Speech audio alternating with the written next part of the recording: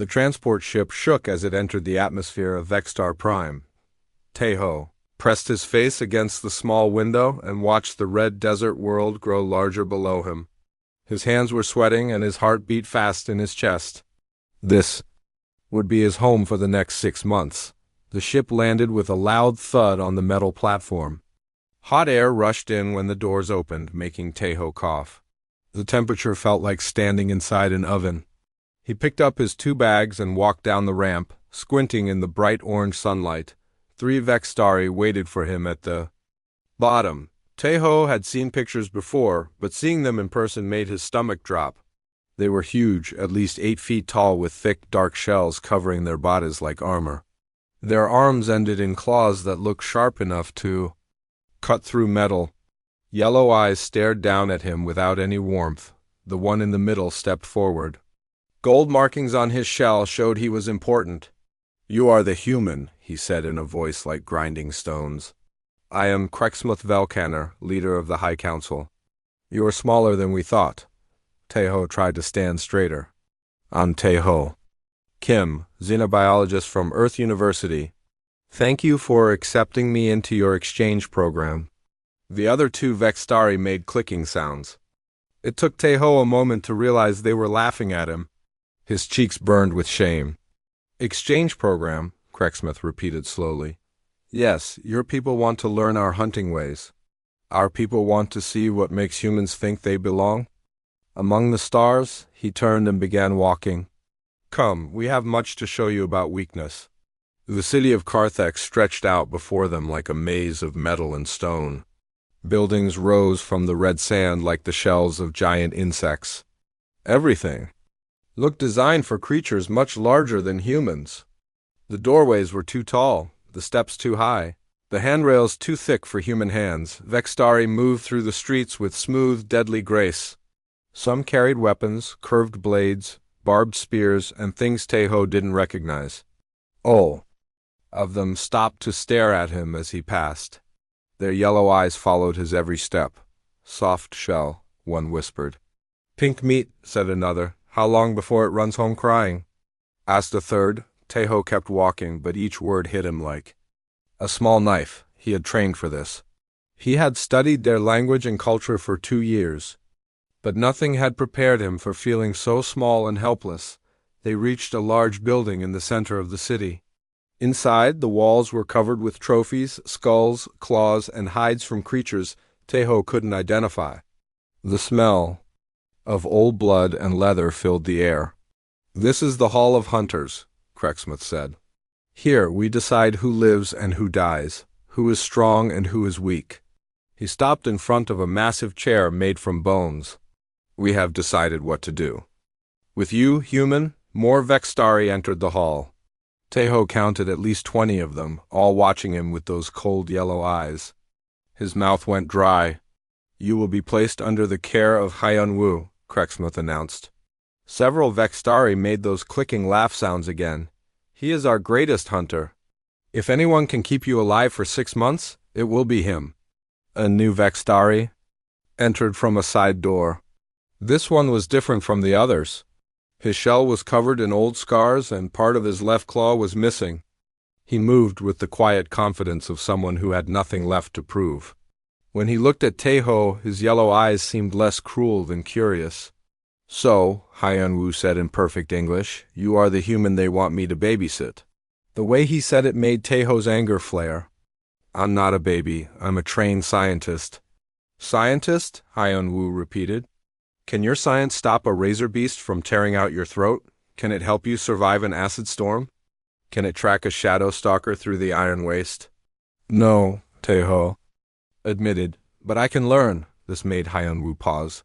He tilted his head, studying the small human more carefully. "Learning requires surviving long enough to practice. Most who try to learn our ways die in their first week." "I won't die," Teho said, trying to sound more confident than he felt. "We shall see." Hyun-woo turned to Krexmuth. "I accept the burden. But if he slows me down or puts others in danger, I will leave him in the desert." Krexmuth nodded. "Agreed. Take your pet and go. We have real business to discuss." The word pet stung worse than all the others. Taeho followed Hyun-woo out of the hall, his face burning with shame and anger. The other Vextari whispered and clicked as they passed. Outside, Hyun-woo walked quickly through the streets.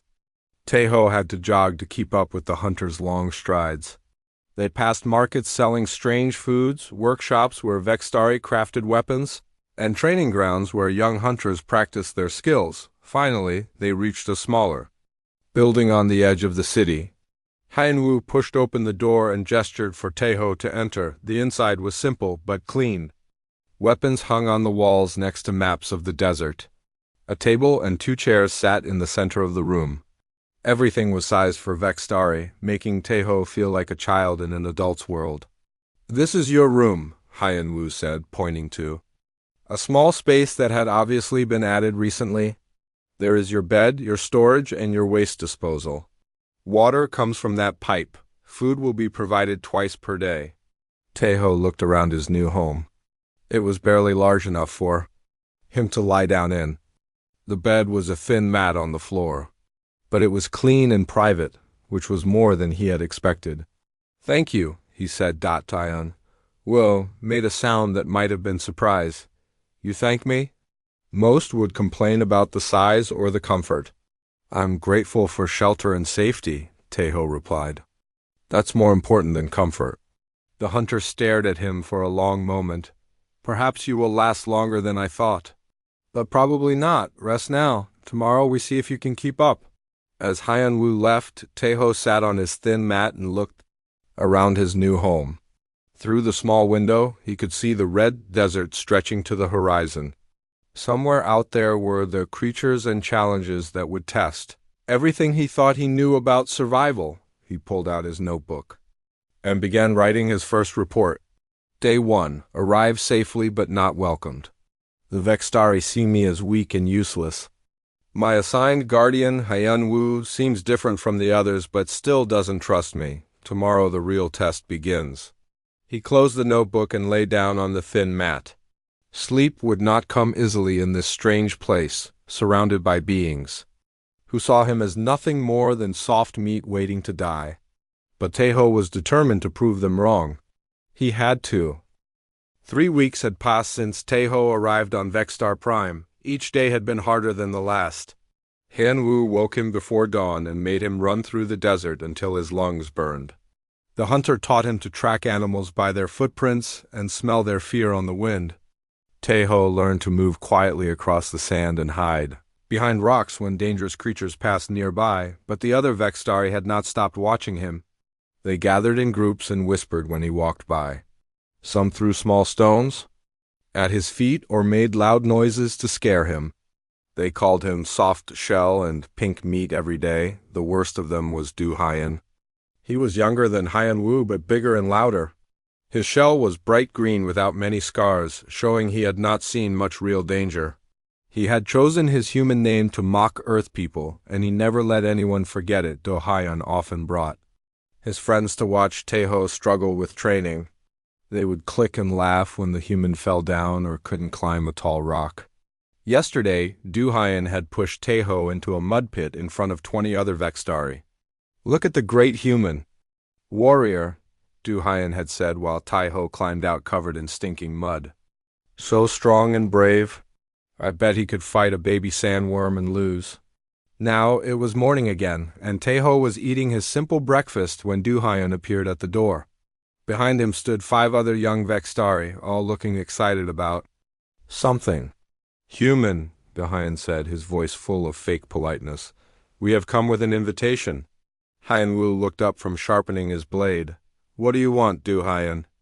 "We want to invite the human to join us in the trial of Iron Sands," Do Hyun announced. His friends clicked with laughter. It is time he proved he belongs here. Taeho had heard about the trial of Iron Sands. It was a test that young Vextari took to prove they were ready to become real hunters. They had to survive 3 days in the most dangerous part of the desert without help. Many who tried never came back. Hyun-woo stood up fast, his claws extending. "The human is under my protection. He will not participate in your games." "Games?" Do Hyun pretended to be hurt. "This is a sacred tradition." How can the human learn our ways if he does not face the same tests we face? Because he will die, Hyun-woo said simply. He is not ready. Then he should go home to his safe little planet, Do-hyun replied. We do not need weaklings among the stars. Taeho felt anger rise in his chest. He was tired of being treated like a helpless child. He was tired of being protected and pitied and laughed at. He stood up and looked Do-hyun in the eyes. I accept, he said clearly. Hyun-woo spun around to stare at him. What did you say? I accept the challenge, Taeho repeated. When do we start? Do-hyun's laugh was loud and cruel. Tomorrow at dawn. 3 days in the iron sands, no weapons, no tools. No help from anyone, just you and the desert. He leaned closer to Taeho. I hope you said goodbye to your home planet, human. You will never see it again. After Do-hyun and his friends left, Hyun-woo grabbed Taeho by the shoulders. Are you insane? The iron sands will kill you in the first day. The acid storms alone can melt flesh from bones. And that is before you meet the spine serpents. I have to do this, Taeho said. If I run away now, no one will ever respect me. I'll spend 6 months being laughed at and treated like a joke. Better to be a living joke than a dead hero, Hyun-woo growled. Maybe for you, Taeho replied. But I didn't come this far just to hide behind your protection forever. Hyun-woo stared at him for a long moment. Finally, he sighed and sat down heavily. Then I will teach you what I can before tomorrow. Pay attention, because your life depends on it. That night, Hyun-woo filled Taeho's head with everything he needed to know about the iron sands. The acid storms came from the north and lasted exactly 2 hours. The spine serpents hunted at night but were blind during the day. The metal-eating parasites avoided certain types of rock. Water could be found if you knew how to read the signs. When dawn came, 6 young Vextari and 1 human stood at the edge of the iron sands. The desert stretched out before them like something from a nightmare. The sand was black and sharp, mixed with pieces of metal that had fallen from the sky over thousands of years. Strange plants with silver leaves grew in twisted shapes. The air smelled like burning metal and old death. Krexmoth himself came to oversee the trial. You may begin, he announced. Return in 3 days if you can. Those who fail will be remembered in our songs of the dead. The Vextari ran into the desert using their powerful legs to leap over rocks in dangerous areas. Taeho started walking, at a steady pace, carrying his small pack of supplies. Do-hyun laughed as he passed the human. Try to last until sunset, he called back. I want to see how long it takes the desert to finish you. The first day was hard but not impossible. Taeho used his scientific training to study the environment around him. He noticed that the black sand was cooler in some spots, which meant water might be underneath. The twisted plants grew in patterns that showed where the wind was strongest. Even the way the metal pieces were scattered told him which direction the acid storms usually came from. He found shelter in a cave before the first storm hit. The rain that fell was green and made steam when it touched the rocks. Taeho watched from safety as it ate holes in the metal outside his cave. On the second day, he met his first spine serpent. The creature was as long as 3 humans lying, end to end, with a body covered in sharp spines that could cut through armor. But Taeho remembered what Hyun-woo had taught him. During the day, the serpent was blind. It hunted by feeling vibrations in the ground. Taeho took off his boots and walked carefully on the softest sand he could find. The serpent passed right by him, so close he could have touched its spines. But it never knew he was there. The real test came on the 3rd day. A massive acid storm struck early, separating the group across the desert. When it ended, Taeho could hear someone calling for help. He followed the sound and found Minho, Do-hyun's younger brother, trapped in a crystal cave. The young Vextari had been trying to shelter from the storm when part of the cave collapsed. Sharp crystals had cut his shell and green acid had burned his arm. The entrance was too small for most Vextari to fit through, and the crystals were too sharp to break without proper tools. Help me, Minho whispered when he saw Taeho. Please. I do not want to die here. Taeho looked at the narrow entrance. A Vextari could not fit through safely, but a human could. He could also leave Minho here to die, which would solve many of his problems. Duhain would never bother him again. If his brother died because of the human's cowardice, but that was not who Teho was, he squeezed through the crystal entrance, cutting his arms and legs on the sharp edges. Inside, he used his small emergency medical kit to clean Minho's wounds and stop the bleeding. Then came the hard part, getting the injured Vextari out of the cave, working together. They broke off the sharpest crystals and made the entrance wider. Teho went first and pulled, while Minho pushed from inside. It took hours of painful work, but finally the young Vextari was free. They made it back to the meeting point just as the sun was setting on the third day. Duhain was already there, looking worried about his missing brother. When he saw Minho limping beside Teho, his expression changed completely. "You saved him," Duhain said quietly. "He needed help," Teho replied simply. "Anyone would have done the same." "No," Duhain shook his head. "Not anyone. Many would have left him to die." He looked at Teho with new respect. "I was wrong about you, human. You are not soft meat. You have the heart of a hunter." When they returned to the city, news of what happened spread quickly. The human who everyone had mocked and laughed at had completed the trial of Iron Sands. More importantly, he had risked his own life to save a Vextari who was not even his friend. That night, as Teho sat in his small room cleaning his wounds, Heianwu appeared in the doorway. The hunter's yellow eyes held something that had not been there before. "You surprised me today," Heianwu said. "I thought you would die in the first hour." "I almost did," Teho admitted. "Several times. But you did not. And you saved Minho when you could have left him." Heianwu sat down across from the human. "Perhaps there is more to humans than I first believed." Outside, Teho could hear the sounds of the city at night. But for the first time since arriving, the whispers did not sound cruel. Some of them almost sounded respectful. Tomorrow would bring new challenges, but tonight Teho had earned something precious on this hostile world. He had earned the right to be here. The days after the trial of Iron Sands were different for Teho. The Vextari still stared at him when he walked through the city, but now their eyes held curiosity instead of mockery. Some even nodded to him when they passed. Duhain had spread the story of how the humans saved Minho, and the tale had grown with each telling. Heianwu's attitude changed too. Where before he had treated Teho like a burden to protect, now he began teaching him real hunting skills. They spent hours in the desert learning to track different creatures by the marks they left in the sand. Heianwu showed him how to read the wind for signs of coming storms and how to find water in places that looked completely dry. "Your people think differently than we do," Heianwu said one morning as they crouched behind a rock watching a family of sand runners drink from a hidden spring. "We see prey and predator. You see a complete system where everything connects to everything else." Teho nodded. "On Earth, we learn that killing one species can destroy many others. Everything is connected." "This is useful knowledge," Heianwu admitted. "Our young hunters often kill too much, too fast. They do not think about tomorrow's hunt." As the weeks passed, they developed an unusual partnership.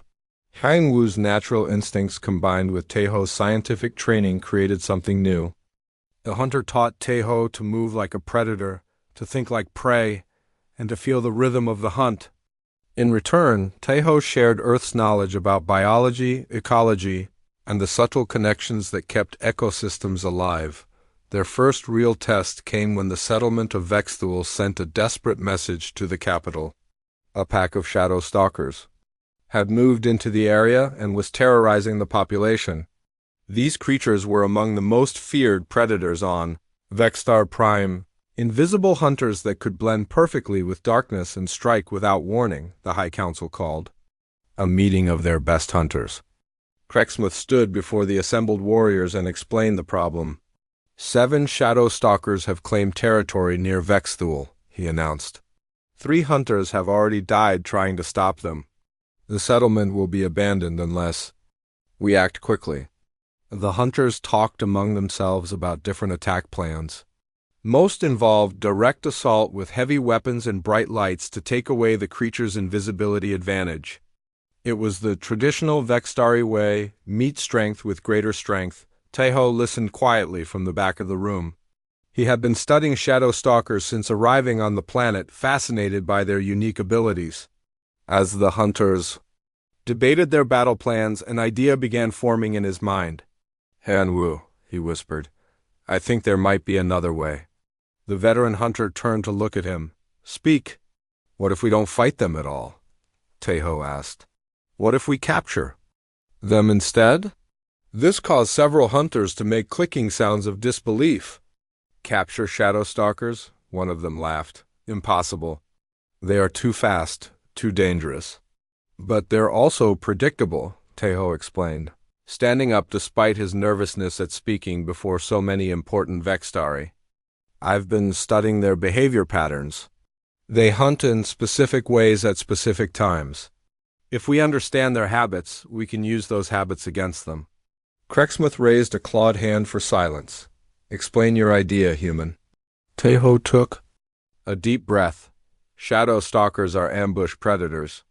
They choose hunting grounds with multiple escape routes and good hiding spots. But they also return to the same areas repeatedly because they work. If we can predict where they'll hunt next, we can be waiting for them. With weapons ready, Duhayan added. He had become more respectful since the trial, but he still thought like a traditional hunter. "No," Tejo shook his head. "With traps. Non-lethal traps that use their own hunting behavior against them." The room erupted in argument. Some hunters called the idea crazy. Others said it was cowardly to use traps instead of facing the creatures directly.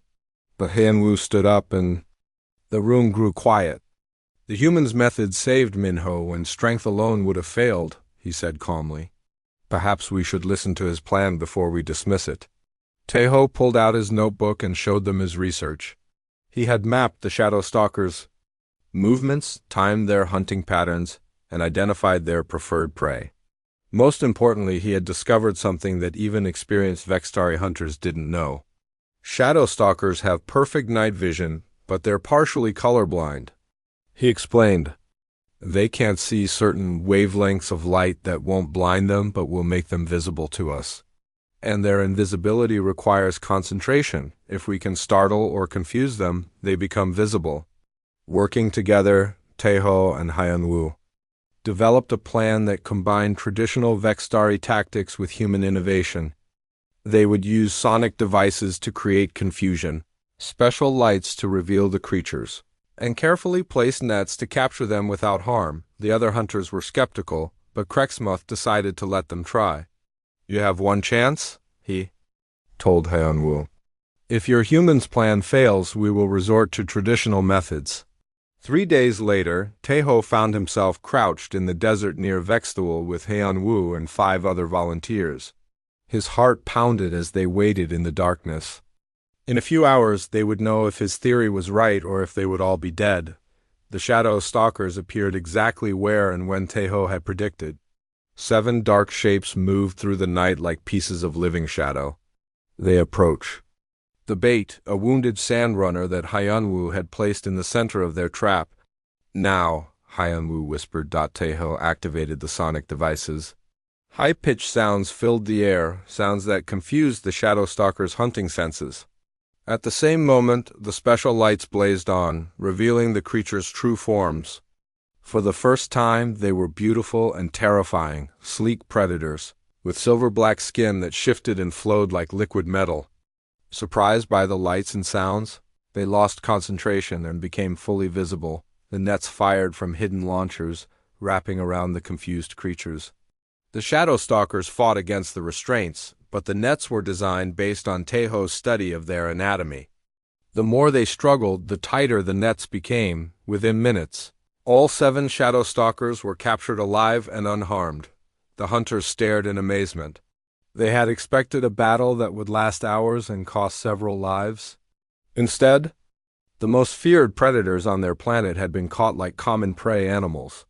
"Incredible," breathed one of the volunteers. "The humans' plan actually worked." But the real surprise came when they transported the Shadow Stalkers to a remote area far from any settlements. As they released the creatures one by one, Teho noticed something that made him smile. The Shadow Stalkers didn't attack their captors. Instead, they seemed almost grateful to be free.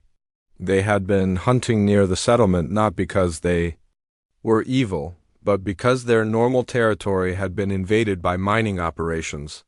They were just trying to survive in a changing world. We could have killed them all and solved nothing, Hian Wu observed as they watched the last Shadow Stalker disappear into the night. More would have come to take their place. But by moving them to better hunting grounds, we solved the real problem. When they returned to the capital, news of their success had already spread. The hunters who had doubted Teho's plan now looked at him with new respect. Even Crexmouth seemed impressed, though he tried to hide it. "Your methods are unusual," the council leader admitted, "but effective." That night, Teho was surprised by a visitor. Sojin, Hyanwu's daughter, appeared at his door. She was one of the few female Vextari hunters, and Teho had rarely spoken to her before. "I wanted to thank you," she said in careful English. "For what?" Teho asked. "For bringing my father back to life," Sojin replied. "He has not been the same since my mother died in a hunting accident 3 years ago. He became angry and bitter, caring only for the kill and not for the hunt itself. But working with you has reminded him why he became a hunter in the first place."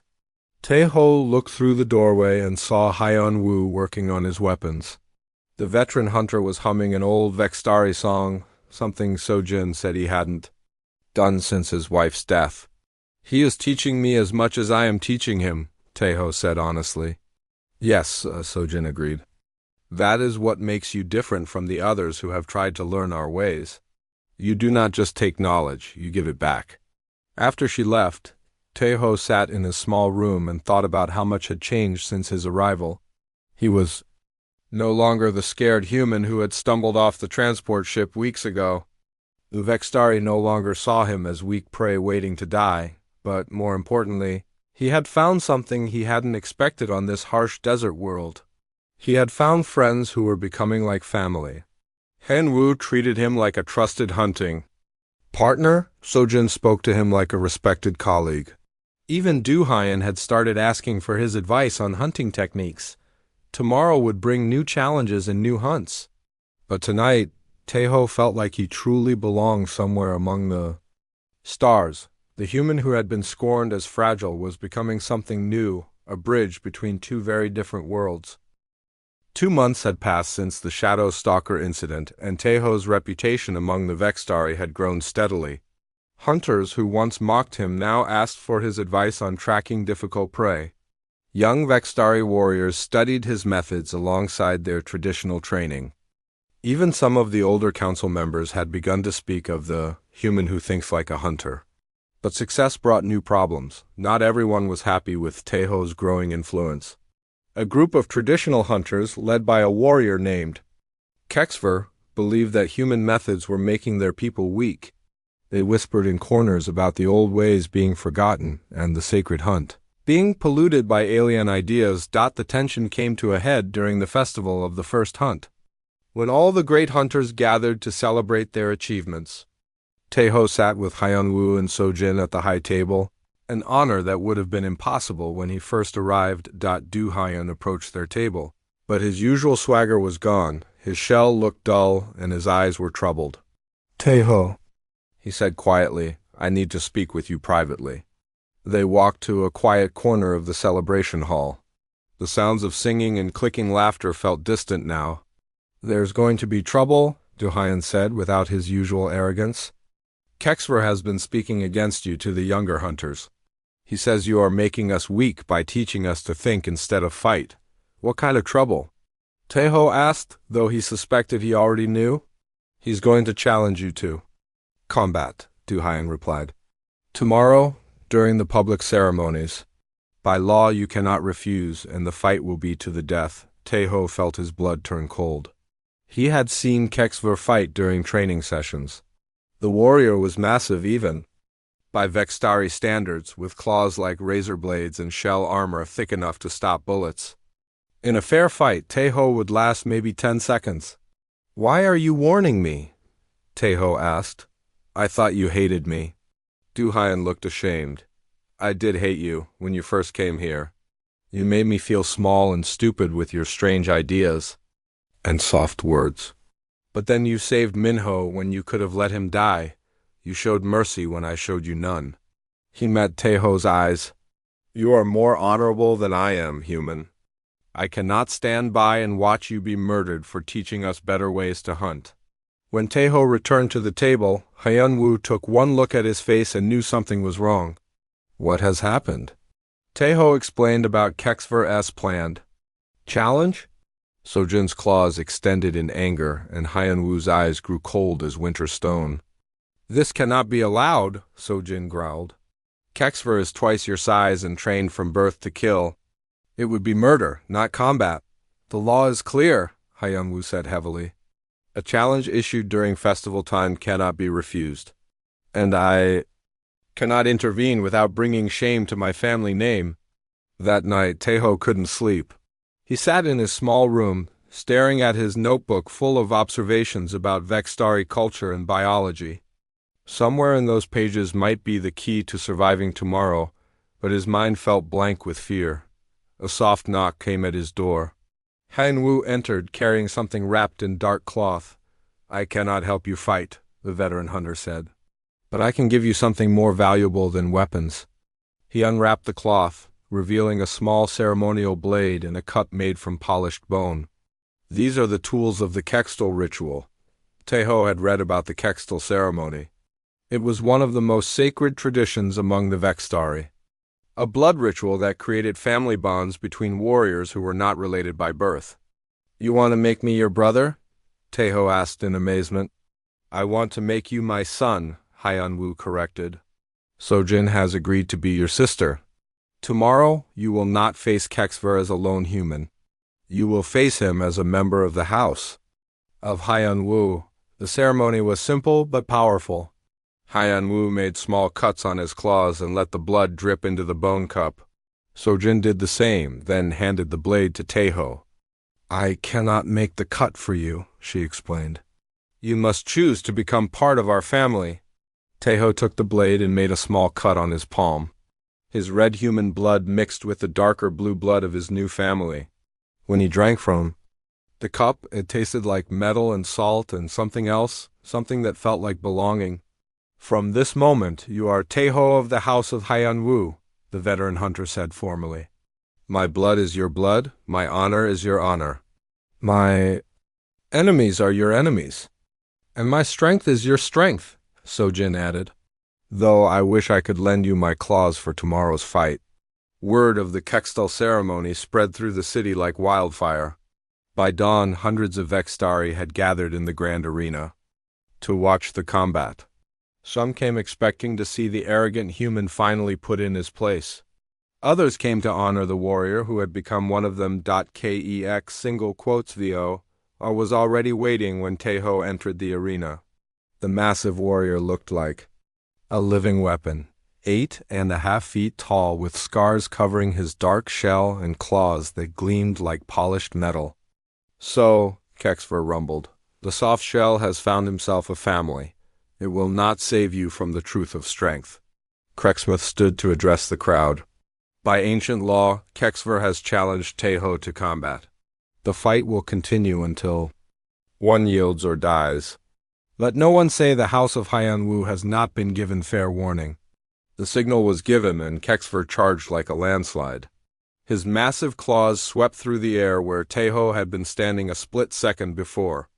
The human rolled away, using his smaller size and speed to stay ahead of the warrior's attacks. For the first few minutes, Kexver played with his prey. His claws came close enough to tear Teho's clothes but not his skin. The warrior was confident in his victory and wanted to make it last for the entertainment of the crowd. "Run, little human," Kexver taunted. "Show everyone how your people face death with cowardice and fear." But Teho wasn't just running randomly. He was leading Kexver around the arena in a specific pattern, making the larger warrior work harder than he needed to. Sweat began to show on Kexver's shell as he chased his quick prey.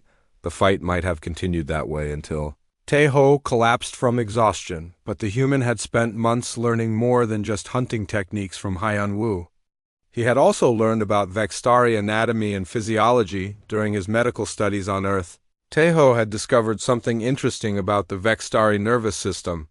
Like many species with external armor, they had a cluster of nerve endings at the base of their neck that controlled balance and coordination. It was protected by their shell under normal circumstances, but there was a small gap where the head connected to the body. When Kexver finally cornered him against the arena wall, Taeho did something unexpected. Instead of trying to escape, he dove forward toward his attacker. Kexver's claws swept down to finish the fight, but Taeho had already rolled between the warrior's legs, coming up behind Kexver. Taeho struck with the small combat knife Hyeon-woo had taught him to use. The blade found the tiny gap in the armor and pressed against the nerve cluster without penetrating deeply enough to cause permanent damage. Kexver's entire body went rigid as electrical signals scrambled through his nervous system. He tried to turn around, but his legs wouldn't obey him. His claws opened and closed without his control. "Yield," Taeho said quietly, keeping the knife in place. "This doesn't have to end in death." The arena had gone completely silent. No one had expected the human to survive this long, much less gain the upper hand. Kexver struggled against the paralysis, but his body wouldn't respond. "I cannot move," he admitted finally. "But I will not yield to weakness." "Then you don't understand what you're seeing," Taeho replied. "This isn't weakness, it's knowledge. I spent months learning about your people, not to harm you but to understand you. That understanding gave me strength you didn't expect." He removed the knife and stepped back. Feeling returned to Kexver's body gradually, but he made no move to attack. "You could have killed me," the warrior said in amazement. "The nerve strike could have been deeper. Why did you spare me?" "Because killing you wouldn't prove I was strong," Taeho answered.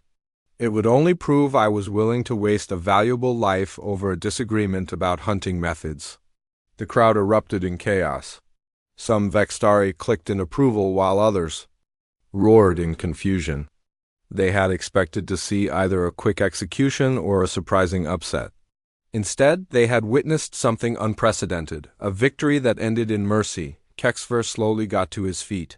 His massive frame still towered over Taeho, but something in his posture had changed. "I yield," he announced loudly enough for everyone to hear. "The human has bested me in fair combat." That night, as the city celebrated and argued about what they had seen, Taeho sat with his new family in Hyeon-woo's home. Sojin was cleaning the small cut on his palm while her father sharpened his weapons nearby. "You surprised me today," Hyeon-woo said without looking up from his blade. "I thought you would try to avoid the fight or use some clever trick. I did not expect you to face him directly." "I had good teachers," Taeho replied. "You taught me that sometimes the only way forward is through danger, not around it. And what did you learn from this experience?" Sojin asked. Tae-ho thought for a moment. "That strength comes in many forms. Kexver has the strength to break stone with his claws. You have the strength to hunt creatures that could kill." 5 months had passed since Taeho's arrival on Vextar Prime. His 6-month exchange was nearly over, and he had begun preparing for his return to Earth.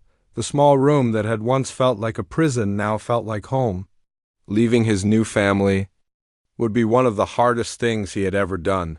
Then the sky began to change. It started with strange lights that appeared between the stars at night. The lights grew brighter each evening, and the planet's weather patterns began shifting in ways that confused even the most experienced Vextari weather readers. Acid storms came from the wrong directions. The desert winds carried unfamiliar scents. Something was coming. The answer arrived with a damaged scout ship that crash-landed near the capital. The pilot, a Vextari explorer named Zexhai, brought news that sent shockwaves through the High Council. "The void Leviathan stirs," she gasped as medics treated her injuries. "The ancient Deathbringer that sleeps between worlds has awakened. It moves toward our system, consuming everything in its path." Teho had never heard of a void leviathan, but the terror in every Vextari face told him everything he needed to know. Hyun Woo explained while the council debated emergency measures. "It is a creature from the old stories," he said grimly. "Larger than moons, older than civilizations.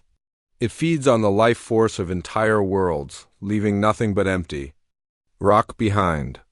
Our ancestors fought 1,000 years ago and barely survived. How do you fight something that big?" Taeho asked. "You don't," Sojin replied. "You run or you die." But the Vextari were a proud people who had built their entire culture around the hunt. Running from any prey, no matter how dangerous, went against everything they believed. The council spent days arguing about battle plans and weapon deployments. While the strange lights in the sky grew steadily brighter, Krexmuth called a gathering of the greatest hunters. The plan was simple and desperate. They would take every warship they had and attack the creature before it reached their world. It was almost certainly suicide, but it was better than waiting to be devoured. "We will meet death as hunters," Krexmuth declared. "Future generations will sing of our courage even as they flee to distant stars." The assembled warriors clicked their agreement.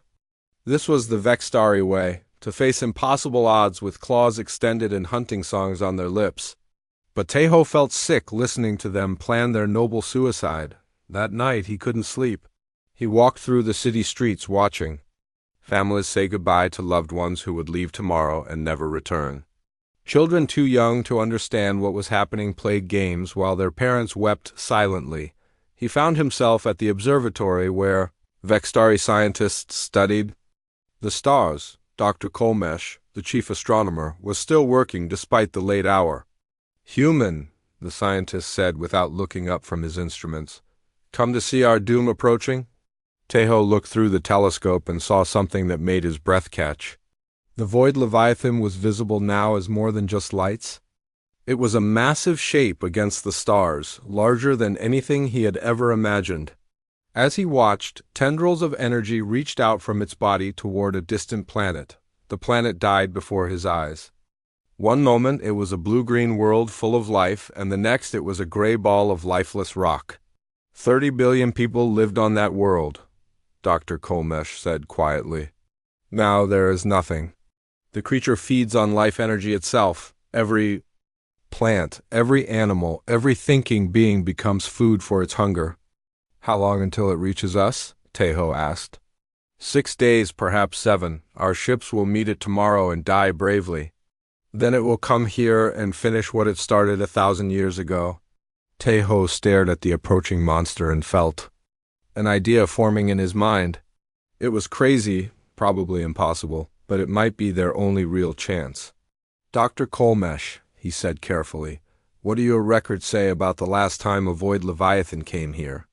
The scientist brought up old files on his computer. The creature appeared from the deep void, consumed 17 worlds, and then ... it simply left. Our ancestors claim they drove it away, but the records are unclear about how. "Maybe they didn't drive it away," Taeho said slowly. "Maybe it left on its own. Impossible. The creature was consuming worlds. Why would it stop?" "Because it was sick," Taeho replied, his excitement growing. "Think about it, something that old, that massive, living in the cold emptiness between stars for who knows how long. What if it's not evil? What if it's just dying and desperate?" Dr. Kolmesh stared at him. "You think the void leviathan is suffering?" "I think it's starving," Taeho said. "And when you're starving, you'll eat anything, even if it makes you sicker. But what if we could give it what it really needs?" The next morning, Taeho burst into the council chambers where the warriors were making final preparations for battle. Hanwoo tried to stop him. Interrupting the High Council was punishable by death, but Taeho pushed forward anyway. "Wait," he shouted. "Before you all go out there to die, please listen to me." Krexmuth's eyes blazed with anger.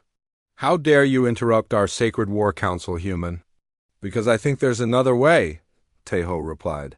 "What if we don't? Fight the creature? What if we help it instead?" The council erupted in outrage. Several warriors reached for their weapons, but Hyun Woo stepped between them and his adopted son. "Let him speak," the veteran hunter said firmly, His ideas have saved lives before. Teho quickly explained his theory. The Void Leviathan wasn't a monster, it was a dying creature, so ancient and desperate that it had been reduced to feeding on populated worlds just to survive. But there was another source of energy it could use, one that wouldn't require the death of billions. Stars, he said simply. Pure stellar energy. If we could guide it to the right kind of star, it could feed without destroying any more worlds. Guide it? Kexver laughed. He had become one of Teho's supporters after their fight, but this idea seemed too wild even for him. How do you guide something the size of a moon? The same way you guide any other creature, Teho replied. You understand what it wants and show it where to find it. The debate that followed was intense. Some council members called the plan insane. Others said it was cowardly to help their enemy instead of fighting it. But Dr. Kolmesh supported Teho's theory with scientific evidence, and Haya Wu spoke of the humans' past successes. Finally, Krexmuth called for silence. We will try both approaches, he decided. Our battle fleet will engage the creature as planned. Meanwhile, a small group will attempt the humans' hunt. The next few days passed in a blur of desperate preparation. While most of the Vextari fleet prepared for battle, Teho worked with a small team to modify their ships with new communication arrays and navigation equipment. If they were going to guide a creature the size of a small moon, they needed to think bigger than anyone had ever thought before. The battle fleet met the Void Leviathan 2 days from Vexstar Prime. Teho watched the fight from the bridge of Hyunwoo's ship and felt his heart break. The Vextari warriors fought with incredible courage, but their weapons barely scratched the massive creature. Ship after ship was destroyed by the Leviathan's energy tendrils, but the battle served a purpose. While the creature was focused on the attacking fleet, Teho's small group was able to get close enough to attempt communication. It's working! Dr. Kolmesh shouted over the noise of the ship's straining engines. The creature is responding to our signals. The Void Leviathan was ancient beyond measure, but it was still a living thing with thoughts and feelings. Through careful use of mathematical patterns and energy pulses, they managed to establish basic communication. What they learned broke Teho's heart. The creature was indeed dying, consumed by an infection that had been eating it alive for thousands of years. It attacked populated worlds not from malice, but from desperate hunger and pain. It was like a sick animal lashing out at everything around it. We can help you, Teho transmitted using the ship's communication array. There is another way to feed. The response came as images and emotions rather than words. The Leviathan had tried to feed on stars before, but most were too cold or too unstable. It needed a specific type of stellar energy to heal itself. The Coulter system, Dr. Kolmesh said after analyzing the creature's requirements. There's a Class K star there that's about to go nova anyway. The energy release would be exactly what it needs. Working together, the small fleet began to guide the massive creature away from populated systems. It was like performing surgery on a living mountain. Every movement had to be perfect or entire worlds would die. The remaining battleships helped by creating energy patterns that the Leviathan could follow. Even Duhayan, now a respected hunter in his own right, volunteered for the dangerous job of flying close to the creature's body to plant navigation beacons. The journey to the Coulter system took 3 days. During that time, Teho found himself in constant communication with the ancient being. It shared memories of the early universe, of worlds and civilizations that had risen and fallen before the Vextari had even evolved. In return, Teho showed it images of the life it could save by choosing a different path. When they reached the dying star, the Void Leviathan moved toward it like a person walking into warm sunlight after a long, cold winter. The stellar energy began healing its ancient wounds immediately.